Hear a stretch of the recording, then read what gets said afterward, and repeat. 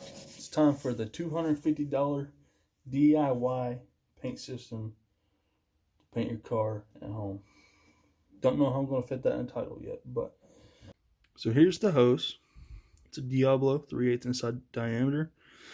This is the green one. It's one of the better ones that they sell at Harbor Freight. PVC rubber blend. I think this was 20 bucks. And a couple dollars for the few fittings we needed, and then a couple more dollars for the 2 filters we got. So that makes up the $250, because this is $160 with the coupon. The gun was $60, and then we got a $20 hose, and about 10, maybe 15 after tax on this dryer, that dryer and filter thing, and then the fittings.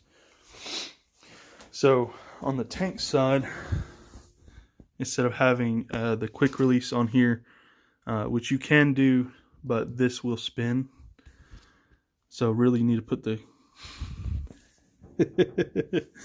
the quick release, the connector here, but I didn't.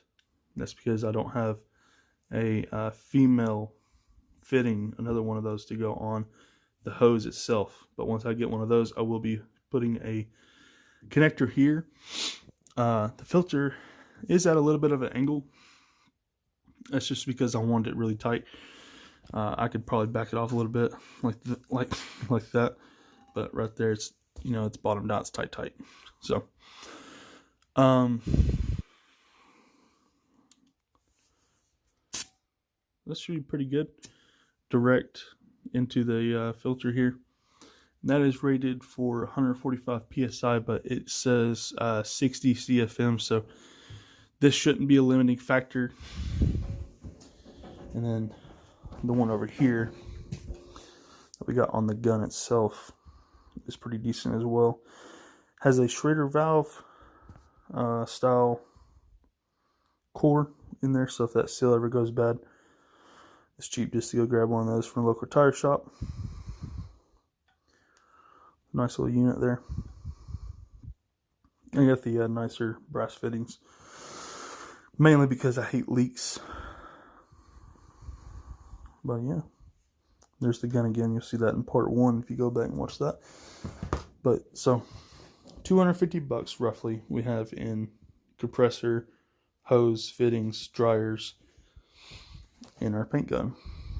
So this is rated at 2.9 CFM at 45 psi, and this is rated for CFM at 90 psi. So a little bit of wiggle room there that we should be okay. That's what I'm hoping and assuming. So we will be using this regulator to regulate the pressure to the spray gun, and I got a 25-foot hose. You can get whatever size you need, but this thing has wheels.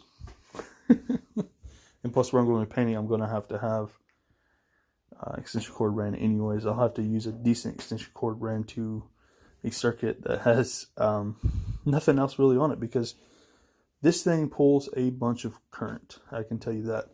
If I turn this on, the lights will go out and the breaker will flip. So that backwards. So yeah, that's the compressor, the hose, and everything. Part 3, I'm going to it's just a quick video. I'm going to give you guys a little tip on these cheaper guns. Common little issue, well, not really issue, but pet peeve of mine when it comes to these things. So stay tuned for part 3, and hopefully here soon we'll get started painting, at least laying some primer down on the car and getting the bodywork straightened out. Thanks for watching.